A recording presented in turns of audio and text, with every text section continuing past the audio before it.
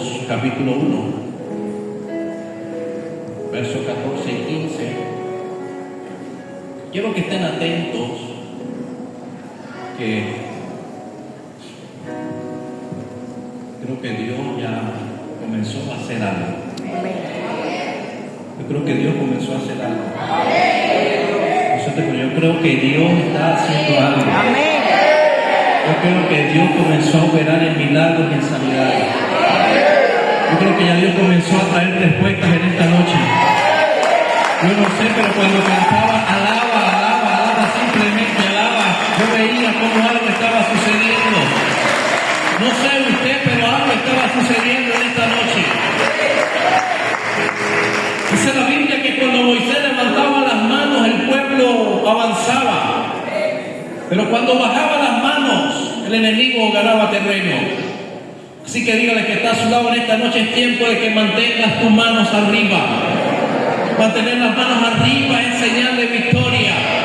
Mantener las manos arriba es señal de que estás avanzando con el Rey de Reyes y Señor de Señores. Mantener las manos arriba es señal de que tienes el respaldo de Dios, aún en medio de una batalla, aún en medio de la guerra, aún en medio de la crisis. Tener las manos arriba es decirle al Señor: contigo soy más que vencedor.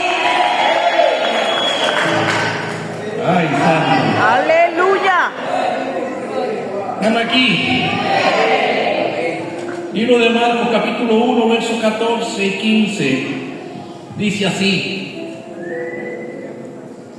Dice: después que Juan fue encarcelado, Jesús vino a Galilea predicando el evangelio del reino de Dios, diciendo: el tiempo se ha cumplido. El tiempo se ha Cumplido. Vamos, toca el que está a tu lado y dile: el tiempo se ha. Yo no sé, yo vine a decirles en esta noche que el tiempo se ha.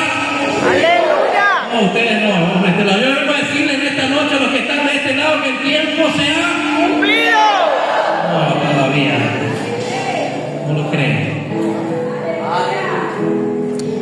El tiempo se ha. Cumplido. Ay, santo. Yo no sé, pero yo creo que el tiempo se ha cumplido.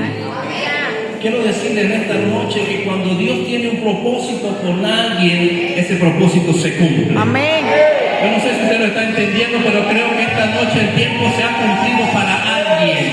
Toca al que está a tu lado y dile: yo no sé lo que has estado pasando, pero el tiempo tuyo ya llegó. Lo que estabas esperando ya llegó. Lo que estabas, ay, no sé a quién le estoy hablando en esta noche. Vamos, toca, vamos, en esta noche y dile: tu tiempo se ha cumplido. Tu tiempo de llorar se ha cumplido. Santo.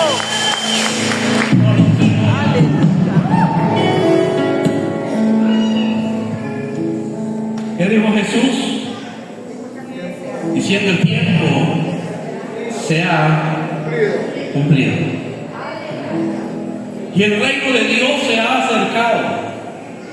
Arrepentidos y creer en el Evangelio. Aleluya. Yo no sé usted, pero yo siempre, últimamente he venido hablando de que estamos en uno de los mejores escenarios para ver la manifestación gloriosa de Dios. No sé si usted está conmigo, pero quizás usted dice: en estos tiempos tan difíciles, sí, en los tiempos más difíciles es cuando la gloria de Dios se manifiesta poderosamente. En el desierto, el pueblo de Israel, escúchame bien, tuvieron la nube de día que los protegía del sol, y de noche tenían una columna de fuego. Y estaban en el desierto. Yo creo que en el desierto que tú estás pasando hay una columna tuya. Aleluya. Yo no sé por qué está yo, que no has estado solo. La columna, la nube ha estado contigo de día y de noche. No has estado solo, Dios ha estado contigo. No, yo creo que usted no es. Yo quiero a alguien que me motive a predicar en esta noche. Aleluya. Ay, santo. ¿Sabe? Me llama mucho la atención cuando leí esta palabra en el libro de Marcos, porque si usted lee en Reina Valera, dice en el encabezado de allí, dice: predicación del Evangelio de Jesucristo, Hijo de Dios. Y no sé si usted lo ha leído detalladamente, pero cuando comenzamos a hablar, aparece en la escena un hombre llamado Juan el Bautista. Y este hombre comienza a dar un mensaje o a confirmar ya lo que hacía muchos años había sido profetizado por el profeta Isaías. Y él comienza a dar el anuncio y a decir, como está escrito en el profeta Isaías: he aquí yo envío mi mensajero delante de tu faz, el cual preparará tu camino delante de ti. Y él viene haciendo alusión a el trabajo que él venía a hacer. ¿Cuál era el trabajo que él venía a hacer? Preparar el camino. ¿Cuál era el trabajo que venía a hacer Juan el Bautista? Preparar el camino. Yo creo que aquí muchos tienen que preparar el camino para que Dios se manifieste. No, yo creo que usted no me está entendiendo. Yo vine a decirle a alguien de este lado que tiene que preparar el camino para que Dios se manifieste. Aquí en los del centro, yo vengo a decirle a los que están aquí en el centro que tienen que preparar el camino para que Dios se manifieste. Y Juan el Bautista viene anunciando el mensaje y viene diciendo: yo soy aquel del cual habla Isaías, que ha venido a preparar el camino. Y comienza a proyectar un mensaje de arrepentimiento y del perdón de los pecados. Sin embargo, en medio de su sermón o su predicación, él dice: yo lo que estoy haciendo es predicándole el arrepentimiento y el perdón de los pecados, y los bautizo como señal de que están recibiendo y aceptando el mensaje. Pero detrás de mí, diga detrás de mí, viene uno que es más poderoso, el cual los bautizará en Espíritu Santo y fuego. Ay, santo. Y creo que es importante en esta noche que usted entienda que tenemos un propósito en las manos de Dios. No sé usted. Levante la mano los que tienen propósito. Creo que todos los que están aquí tienen un propósito. Y me gusta mucho porque Marcos comienza a relatar lo que el profeta estaba haciendo. Dice que Juan bautizaba en el desierto y predicaba el bautismo de arrepentimiento para perdón de pecados, y salía toda la provincia, es decir, toda la gente sabía que necesitaban arrepentirse de sus malos actos. Sin embargo, usted sigue leyendo allí y en el mismo capítulo 1 habla del bautismo de Jesús, habla también de la tentación de Jesús. Y cuando llega al verso 14, dice: después de que Juan fue encarcelado. ¿Quién fue encarcelado? Juan. Y esto me llamó mucho la atención porque después de que Juan es encarcelado, entonces sale a la escena Jesucristo. Y me impresiona porque Juan venía anunciando el mensaje. Y en el momento que Juan está preso, escuche bien lo que le voy a decir, sale otro a la escena a seguir proyectando el mensaje y a seguir el trabajo. Y esto me dice a mí, escuche bien, que la obra de Dios y el mensaje de Dios nadie puede detenerlo. No sé si usted me está entendiendo. Para aquellos que se creen indispensables en la obra, no. Porque muchos pudieron haber dicho: ay, pero ¿por qué no tuvo consideración de que Juan estaba preso?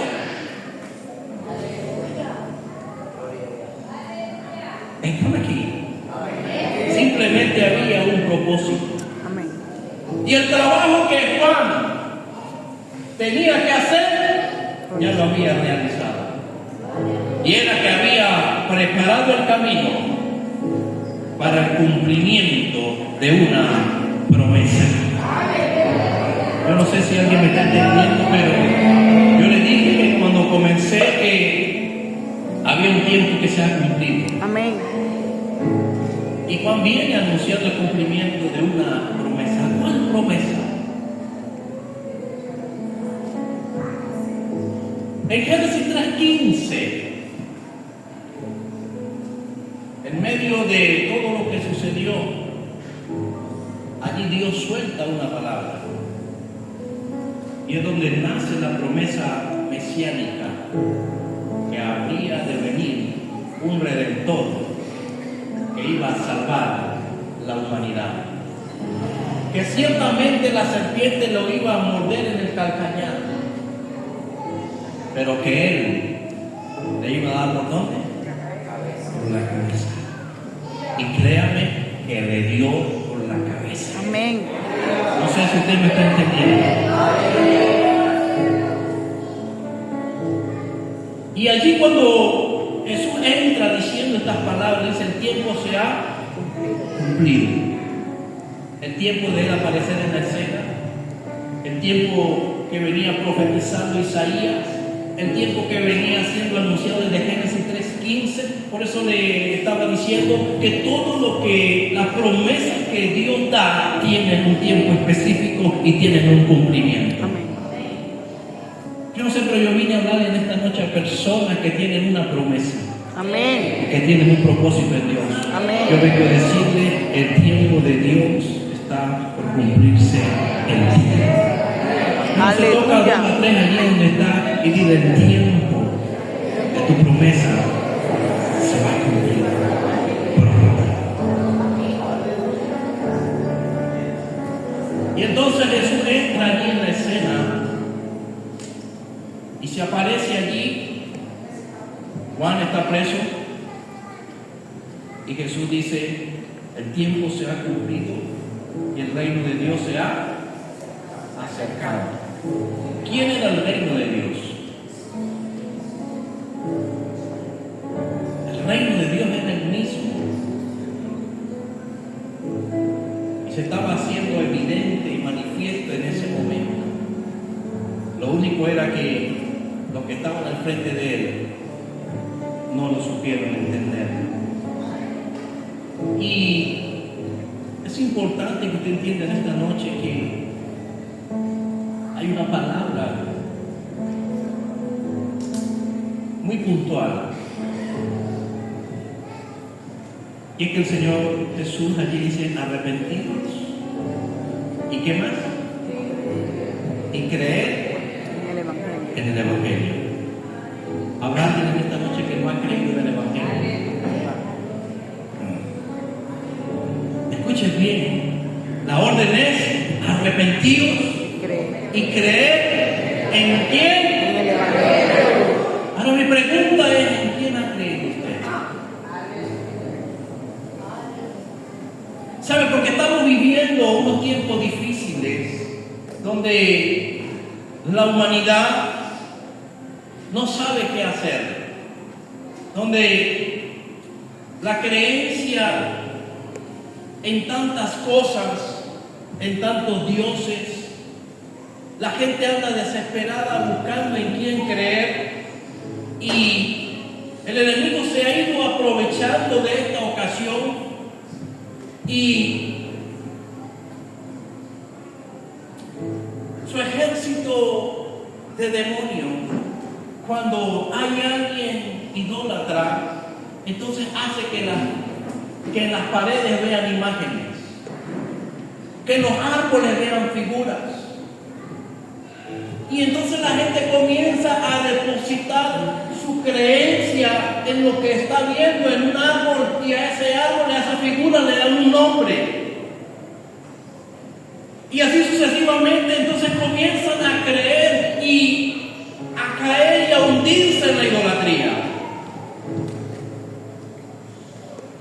comienzan a creer en sí mismos, comienzan a creer en el hombre. En medio de la crisis que estamos viviendo, entonces están recurriendo a la brujería, a la hechicería, a la santería. Y déjeme decirle que todo lo que ha estado sucediendo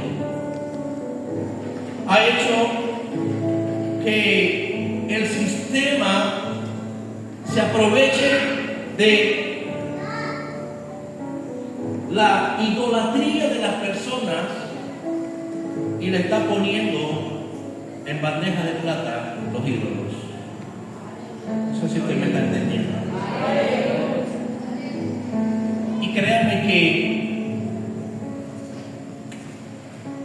díganle que está a su lado, Dios no necesita terceros para escuchar tu petición. Y entonces la creencia en la idolatría, en la brujería, en la hechicería, ha hecho que se haga una separación entre el hombre y Dios. Y créame que al existir esa separación entre el hombre y Dios, esto ha traído consecuencias desastrosas sobre la humanidad entera. Y quiero decirle en esta noche, el mundo entero está en un caos total y necesita creer en el Evangelio. Vamos, tú el que está a tu lado y dile, la humanidad entera está en un caos total. Estamos pasando por crisis, pero necesitan creer en el Evangelio.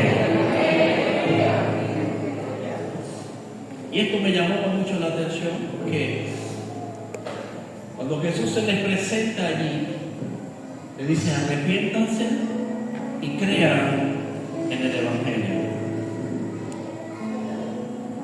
Y el Señor ha venido hablando todos estos días. Y cuando hablamos del Evangelio, ¿qué entiende usted por Evangelio? A ver, los bibliólogos, los estudiosos, los eruditos que están aquí, ¿qué entienden ustedes por Evangelio? No saben. Salvación. ¿Qué más? A ver, ayúdame a predicar. Buenas nuevas. ¿Qué más? Poder de Dios. ¿Qué más? ¿Sabe? Automáticamente eso es lo que siempre decimos. Buenas nuevas, poder de Dios, salvación. Pero el Evangelio es mucho más que eso. Y cuando Jesús le dijo a la gente, arrepentidos y creen en el Evangelio, pues estaba llamando a proyectarse más allá de las creencias que ellos tenían. Sin embargo, el tiempo que estamos viviendo, escúcheme bien, la gente ha hecho del Evangelio corrientes. Y déjeme decirle que el Evangelio es el Evangelio. Sin embargo, a través de los tiempos han salido métodos, corrientes filosóficas, tratando de presentar un Evangelio. Un Evangelio donde las personas se sientan bien, cómodas, tengan paz, la pasen chévere. Un Evangelio donde lo que se proyecta son mensajes psicológicos. Un Evangelio donde tratan con el alma y las emociones de las personas, pero no con su espíritu. Y esto se ha venido generando y generando y generando. Entonces tenemos las iglesias llenas de gente almáticas y emocionalistas, pero no gente llena de un Evangelio. Aleluya. Y el apóstol decía que si un ángel se presentase predicando un evangelio diferente, sea anatema. Y él aclara, y no es que haya otro evangelio, porque el evangelio es uno solo. Sin embargo, a raíz de las situaciones que se han venido presentando, las iglesias han tratado de ofrecer alternativas para atraer a la gente. Y yo quiero decirles que las alternativas que las iglesias ofrecen simplemente lo que hacen es atrapar las almas, pero esas almas siguen siendo cautivas. Porque el evangelio no es una alternativa. No sé si usted está aquí en esta noche. El evangelio no es una opción. El evangelio es la verdad. Yo quiero que le toquen el que está a tu lado y diga: el evangelio no es una alternativa ni una opción. El evangelio es la verdad.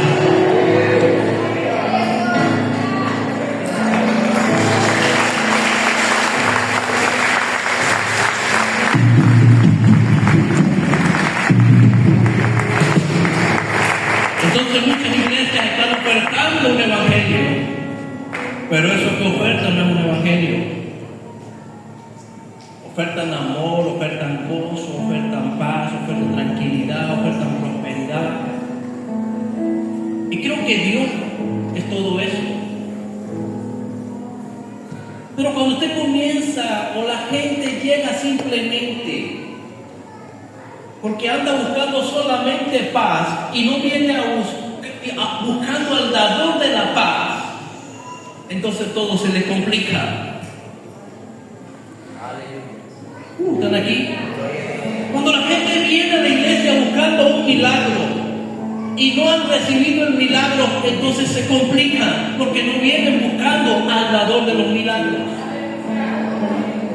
Y entonces hay muchas iglesias que andan ofertando ese tipo de evangelio, un evangelio filosófico, un evangelio de prosperidad, un evangelio donde sus mensajes son emotivos, donde sus predicaciones son basadas en la metafísica. Y comienzan a manipular las mentes de las personas. Y hay gente tan ingenua espiritualmente que cuando alguien comienza a hablar sin saber la fuente que está hablando y no entendiendo que lo que le está es lavando el cerebro y trabajándolo desde la metafísica, entonces usted ve a ese tipo de personas llorando. Y entonces comienzan a decir: uy, había una unción que a mí se me erizaba la piel. Escúcheme bien. Yo conozco personas que se les eriza la piel y no es simplemente porque tengan la unción ni sientan la presencia de Dios.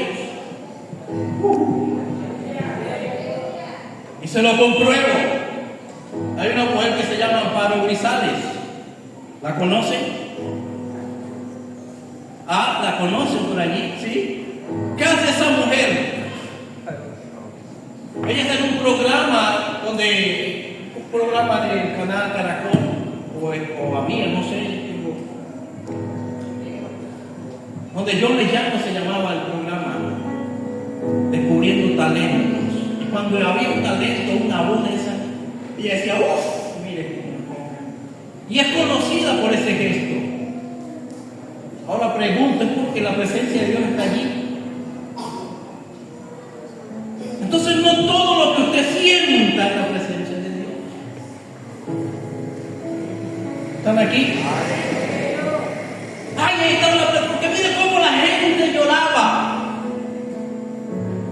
Y yo quiero decirle en esta noche, y quizás sea un poco cruel y duro con usted, pero no todo el que llora porque tiene la presencia de Dios.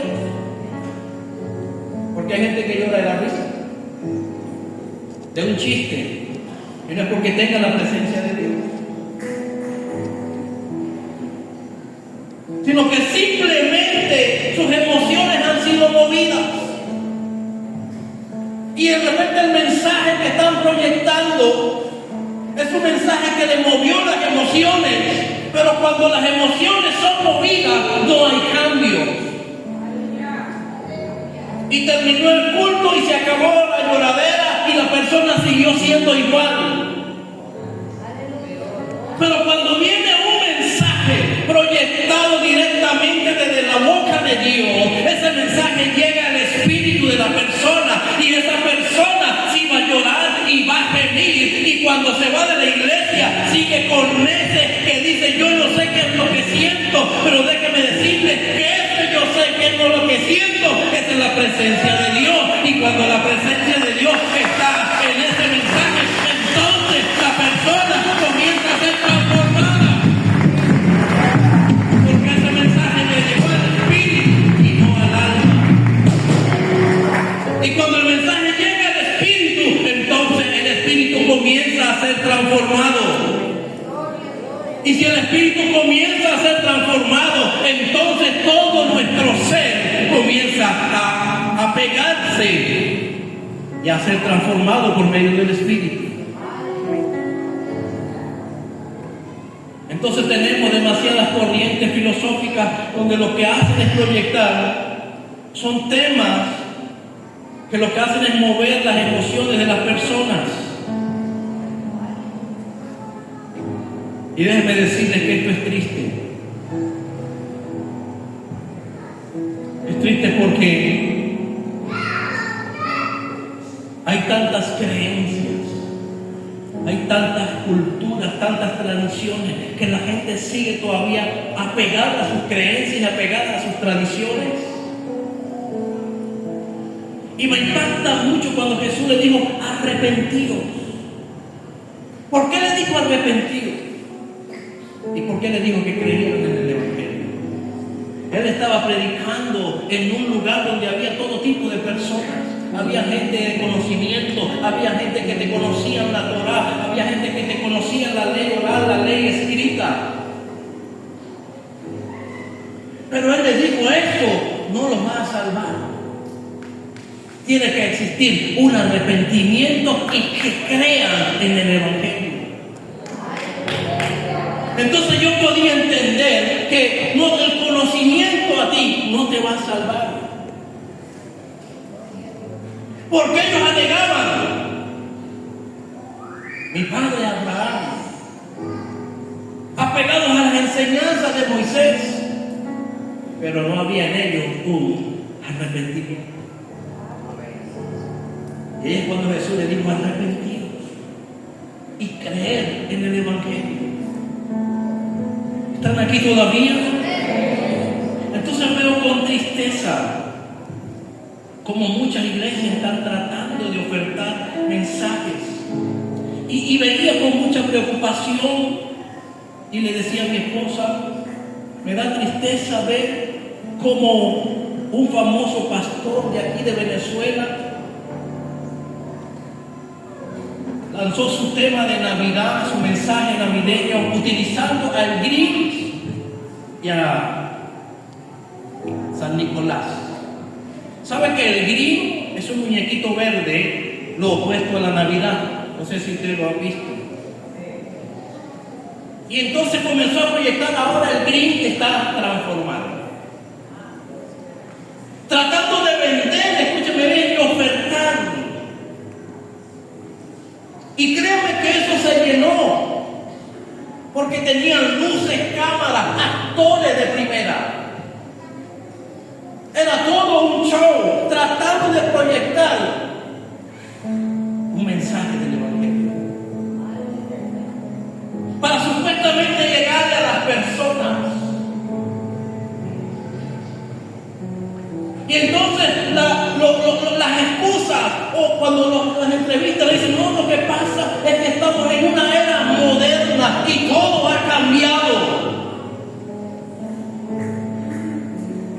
Y yo decía: pero es que el Dios al que yo le sirvo, me dice la Biblia, que Él es el mismo ayer, hoy y por los siglos de los siglos, y en Él no hay sombra de variación. Él no cambia. Entonces, si Él no cambia, el Evangelio tampoco. El Evangelio sigue siendo el mismo.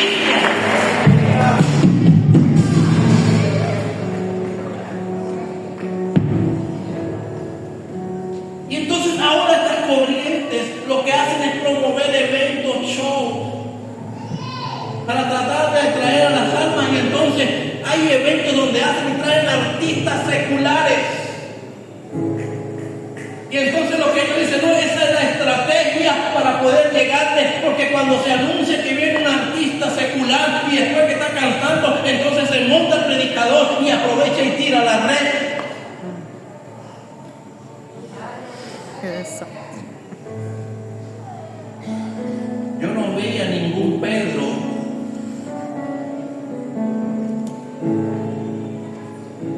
escúcheme bien, haciendo un show donde se convirtieron más de 3,000 personas. No habían luces, no habían cámaras, no habían actores, simplemente había un hombre con la predicación de un evangelio lleno de poder.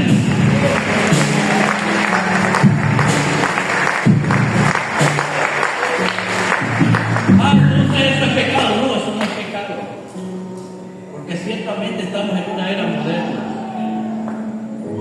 pero el evangelio nunca se puede modernizar, sigue siendo el mismo.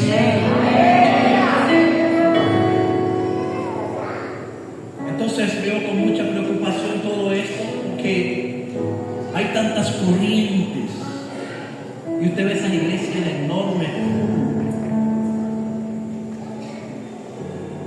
Y no estoy condenando, y Dios me libre de que lo condene, porque ciertamente hay gente que va por devoción a Dios. Pero lo que da tristeza es cómo tienen que utilizar estrategias de un sistema anti-Dios para tratar de proyectar el mensaje de Dios.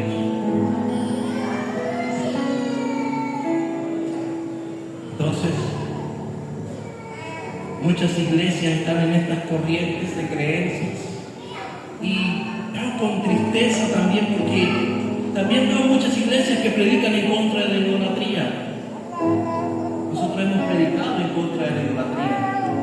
Creo que eso es uno de los top ahorita que más tenemos que atacar, porque nuestra nación está hundida en idolatría. Cada día más y más está hundiéndose la idolatría.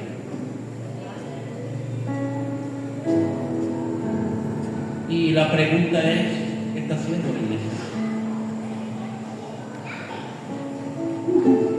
¿Están aquí? Y mayormente, escúcheme bien, siempre predicamos de la idolatría y hablamos y siempre tratamos de decirle a los inconversos que la idolatría, los dioses paganos y tal, y tenemos ese concepto. Pero también está el otro concepto de que la idolatría es todo aquello que le quita el primer lugar a Dios, y también lo manejamos y lo predicamos y lo decimos. Pero a veces hay muchas iglesias que están predicando en contra de la idolatría, pero ellos la están viviendo implícitamente. Y es algo incongruente. Que predican en contra de la idolatría, pero ellos la practican implícitamente. Usted me dice, ¿cómo así? Tienen la idolatría en sus casas, en sus trabajos, sus negocios, su familia. Todo se ha vuelto una idolatría dentro de las iglesias. Tienen idolatría hacia el pastor, hacia el apóstol, hacia el profeta, hacia el evangelista. Le rinden pleitesía, han quitado a Dios y la gloria a Dios y se la han dado a los hombres. Escúcheme bien. Entonces la adoración que merece Dios ahora se la dan a los hombres. Y no lo toquen porque es el ungido de Jehová. Escúcheme bien. Jesucristo es el Mesías. La palabra Mesías era el ungido. Él andaba entre la multitud.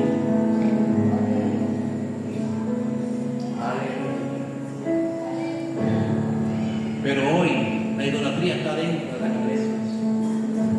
Se le rinde más pleitesía a los concilios que a Dios. Se siguen más de estrategias de los concilios, de las federaciones, que a Dios. Y cuando usted viene a analizar esto, se llama idolatría, porque están poniendo por encima de los principios bíblicos dogmas, doctrinas de hombre. Y esto es triste.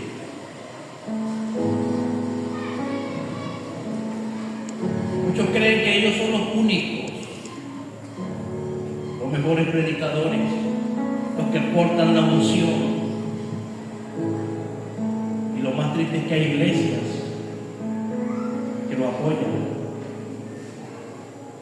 Estamos en una era, escúcheme bien, donde hablan del politeísmo. ¿Saben qué es el politeísmo?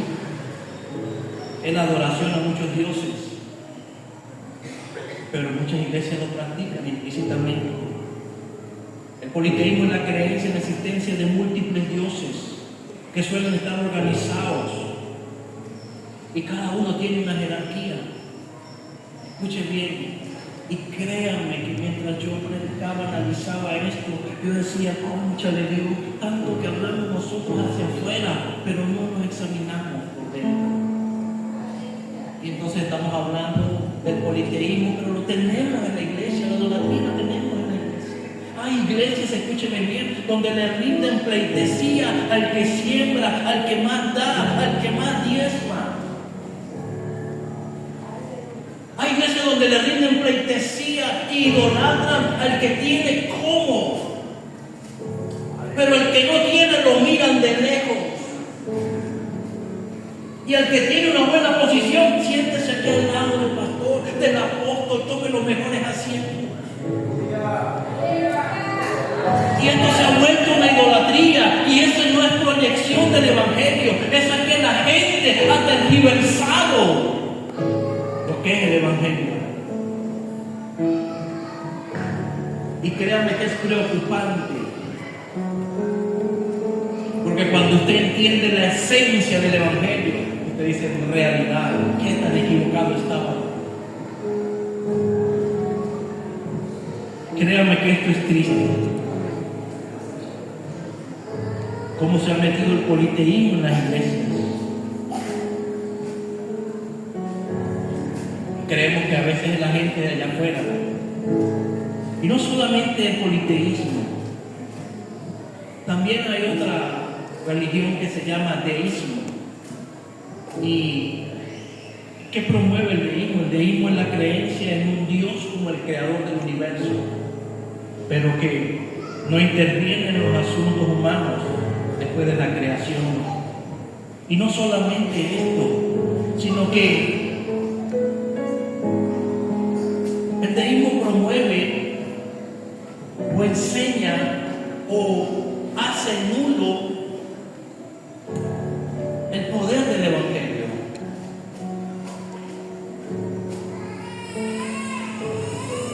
El apóstol Pablo dijo estas palabras: porque no me avergüenzo del evangelio. ¿Y qué más dice? Porque es poder de Dios. Porque es Poder. porque es porque es. ¿Qué es el evangelio entonces? Poder de Dios. ¿Qué es el evangelio? ¿Qué es el evangelio? ¿Y qué le dijo Jesús a la gente? Arrepentidos y creen que creen el poder de Dios. El problema de hoy en día es que la gente no cree en el poder de Dios. Y entonces se está aplicando un evangelio donde se enseña que los milagros fueron en el pasado. Ay, se predica un evangelio donde dicen que las manifestaciones y el hablar en lengua fue en el pasado.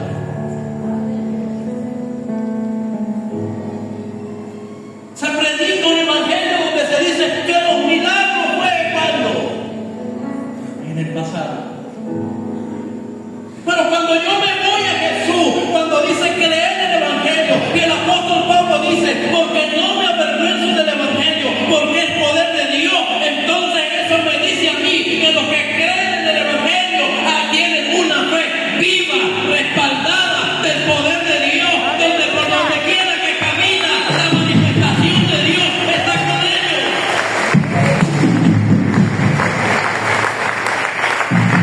Y yo creo en ese evangelio donde la manifestación de Dios se hace evidente, porque es en el evangelio del reino. Cuando Juan el Bautista estaba preso, le envió sus discípulos a Jesús a preguntarle si él en realidad era el Mesías. ¿Qué estaban esperando? ¿Cómo estaría este hombre ya de aturdido en la cárcel, que había perdido hasta la noción de a quien él venía preparándole el camino. Y entonces le envía a sus discípulos y le dice, mire que dice mi maestro Juan, y le dice, si yo por el dedo de Jehová echo fuera los demonios, ciertamente el reino de Dios está aquí en la tierra. Este es el evangelio del reino, este es el evangelio de poder, que donde quiera que usted llegue, la gente sea libre, los enfermos sean sanados, los endemoniados sean liberados. Este es el verdadero poder del evangelio. No que tenga que montar un show para que la gente pueda creer. Y me impresiona mucho, escúcheme bien, lo de la iglesia primitiva. Usted no vio o no ve a una iglesia primitiva o a una iglesia de los hechos montando un show para que la gente sea salva.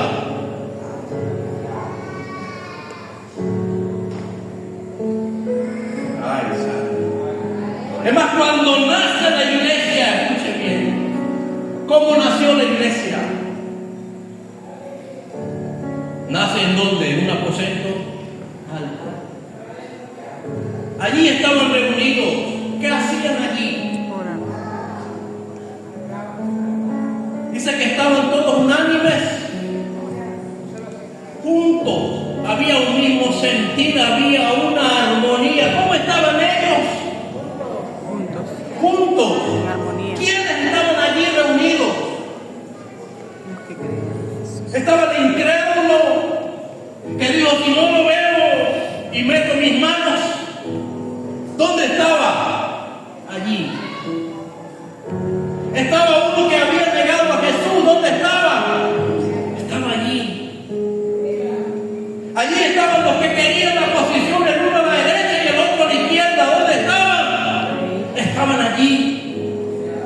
Pero cuando Jesús les dijo, esperaos allí, porque dentro de muy poco tiempo vendrá la promesa, ellos dijeron, vamos a creerle a Él.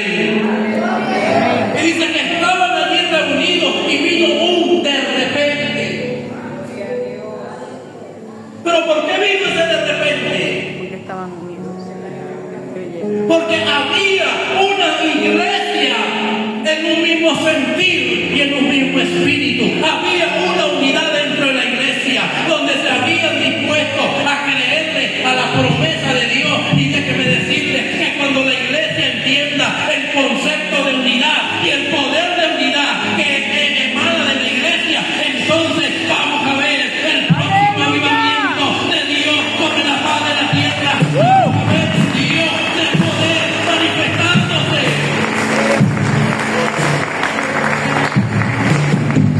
¿Cuántos quieren que Dios opere milagros en esta casa? Amén. Entonces necesitamos estar en un mismo sentir y en un mismo espíritu.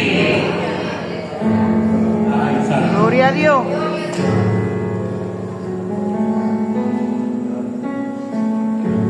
¿Se sigo o lo dejo aquí? Usted me dice. Siga. Me estoy motivando a predicar.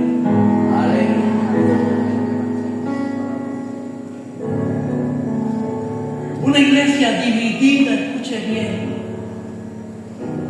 donde reina el rencor, la falta del perdón, el chisme, el orgullo. ¿Cómo puede operar el poder de Dios aquí? Toca el que está a tu lado y dígale, necesitamos volver a la unidad. Cuando todos entendamos el poder de la unidad, creo que vamos a hacer los próximos 120, donde vamos a ver Aleluya. sobre nuestras vidas, sobre nuestra Amén. familia. Y creo que de aquí va a salir una iglesia empoderada, una familia empoderada, un hombre empoderado, una mujer empoderada, un matrimonio empoderado. La razón. Ay, qué fuerte. Pero hay gente que quiere que Dios y el poder de Dios se manifieste, pero no hay unidad. Ni aún en los matrimonios hay unidad. Santo. O escondeme por aquí. Y entonces quieren que Dios se manifieste. Y no están de acuerdo ellos como pareja.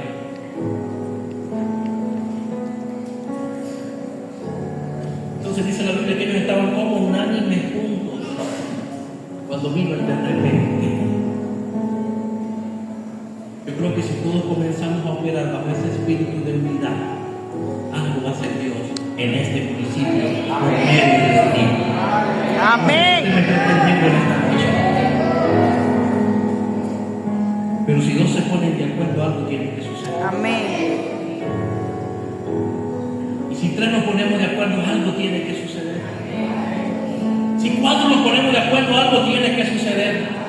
Si 50 nos ponemos de acuerdo, algo tiene que suceder. Si 100 nos ponemos de acuerdo, algo tiene que suceder. Si todos nos sentimos y tenemos el mismo sentir, algo tiene que suceder.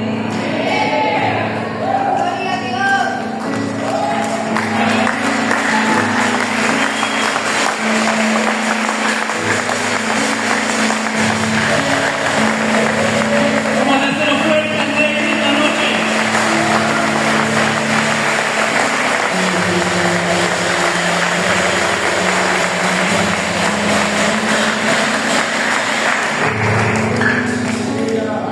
Entonces vemos que el nacimiento de la iglesia nace empoderada.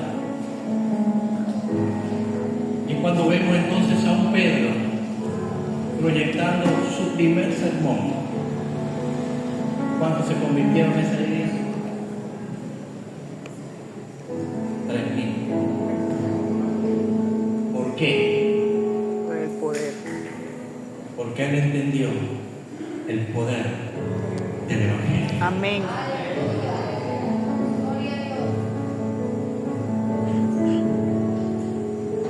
Y cuando usted entiende el poder del Evangelio,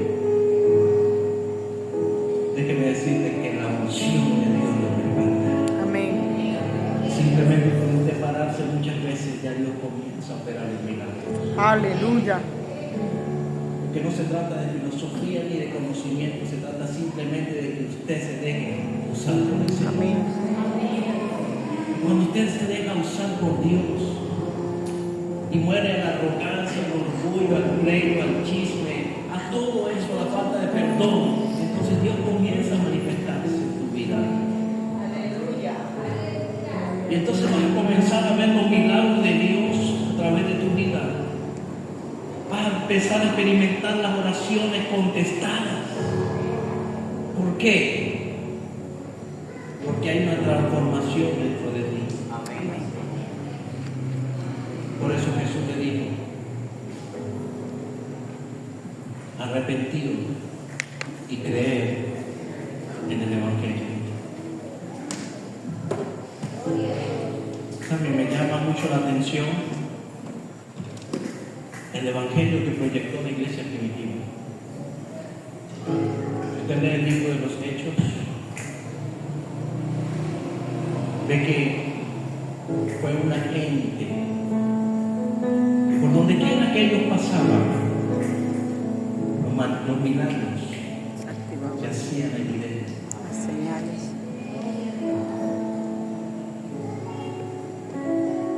Dios se glorificaba. No les daba temor pararse en cualquier escenario y proyectar el mensaje del reino. ¿Por qué? Porque habían entendido que el Evangelio es poder de Dios. Y vemos a unos discípulos proyectando un mensaje. Unos discípulos dispuestos a morir por causa de qué? Del Evangelio. Si tiene algo de que arrepentirse, entonces es el momento para que le diga al Señor: ciertamente, Señor, he creído en tantas cosas, he creído en todo lo que el hombre ha dicho, he puesto mi confianza en tantas cosas, en tantas personas, que me he separado de ti. Hoy vengo a arrepentirme y a pedirte perdón, porque que quiero experimentar en mi vida es el evangelio de poder. Quiero que me uses como ese instrumento en tus manos. Quiero ser útil en tu obra y en tu reino. Quiero que donde quiera que llegue, tu gloria se haga manifiesta. Que en el lugar de mi trabajo, tu poder se haga manifiesto. Que en el bus, en la casa, en la calle, donde quiera que ande, quiero vivir esa experiencia que vivió la iglesia primitiva, de proyectar un mensaje de poder. Y poder decir como dijo este hombre, no me avergüenzo. Y que podamos proyectar en todas partes y no poder avergonzarnos de ti. Que le podamos gritar en el mundo a todo lo que nos rodea, que solamente tú eres Dios, que eres el verdadero Dios, que eres el Mesías, que eres el Salvador, que eres el camino hacia la salvación, porque tú eres el único que nos brinda una salvación.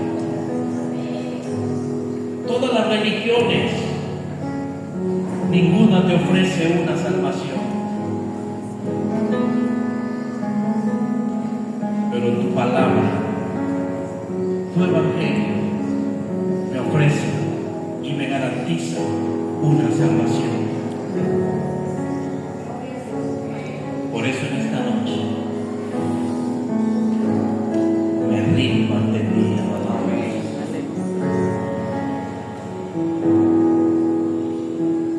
Quiero que le ponga la mano al que está a su lado. Busca 2 o 3 personas antes de su asiento y póngale la mano.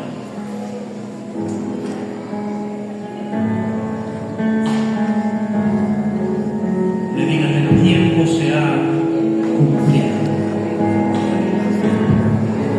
Y es tiempo de volver a ver las manifestaciones de Dios. A dejar de vivir un evangelio por referencia y a vivir un evangelio por experiencia. Un evangelio donde veamos a Dios revelarse en la vida de las personas. Y yo declaro en esta noche que el Espíritu de Dios viene sobre tu vida. Y que el poder del Altísimo te cumplirá. Y que la promesa que Dios te había dado pronto va a nacer. Amén. Aleluya. Pronto dará su fruto. Porque lo que estaba estorbando para que se cumpliera, en el nombre de Jesús se ha quitado, porque el tiempo se ha cumplido. Y para los que tienen propósito, déjeme decirles que el tiempo ya se ha cumplido, porque llegó el tiempo en que comiencen a ver la manifestación de Dios, porque llegó el tiempo que comiencen a predicar el verdadero evangelio del reino, porque llegó el tiempo de que comiences a caminar y a operar en los milagros, porque llegó el tiempo de creerle al Dios de poder por la familia, por Venezuela, por las demás naciones de la tierra. Llegó el tiempo y este tiempo se ha cumplido, porque el Rey de Reyes y Señores de Señores está.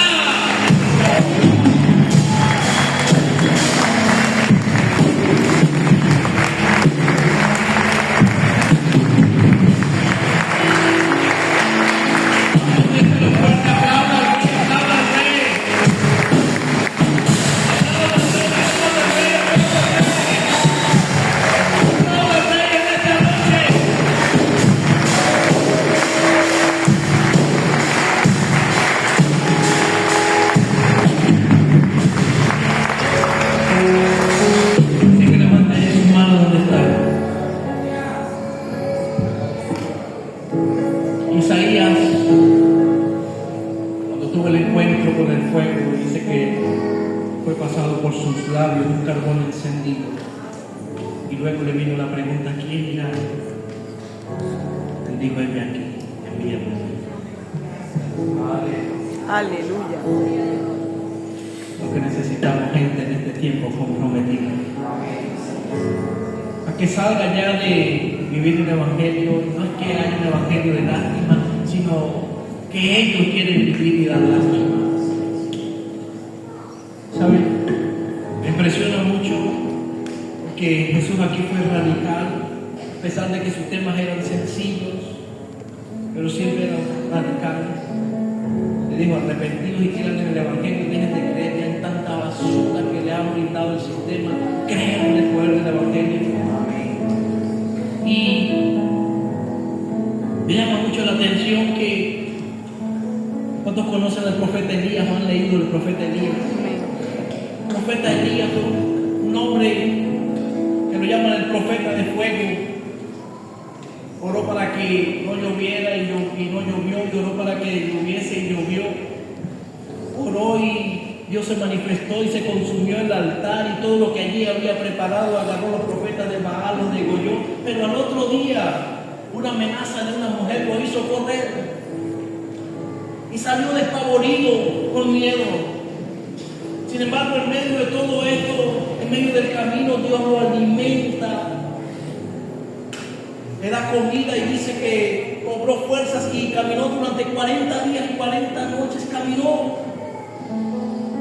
Luego de ver esa manifestación del poder de Dios sobre su vida, y dice que llegó y se metió en una cueva.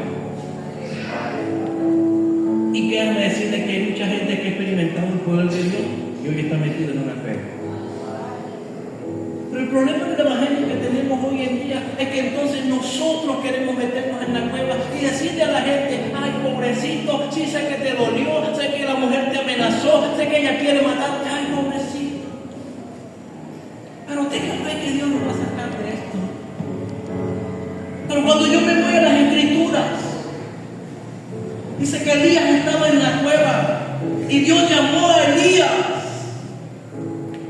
¿Y saben cómo fue lo que Dios le dijo? Elías, ¿qué haces aquí? Él no lo consintió. Él dijo, ay, pobrecito, sí tienes razón, aquella mujer quería matarlo. Ay, ¿qué haces aquí, Elías? En otras palabras, ¿qué haces en esta condición? ¿Sabe qué dijo Elías?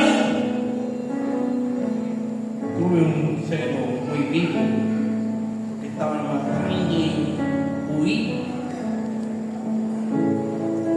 En otras palabras, ya el profeta había abandonado su ministerio. ¿Sabe qué le dijo el Señor? Bueno, si tú lo abandonas, todavía hay 7,000. Aleluya. Hay 7,000 que todavía no han doblado la rodilla. Si te abandona, no se preocupe.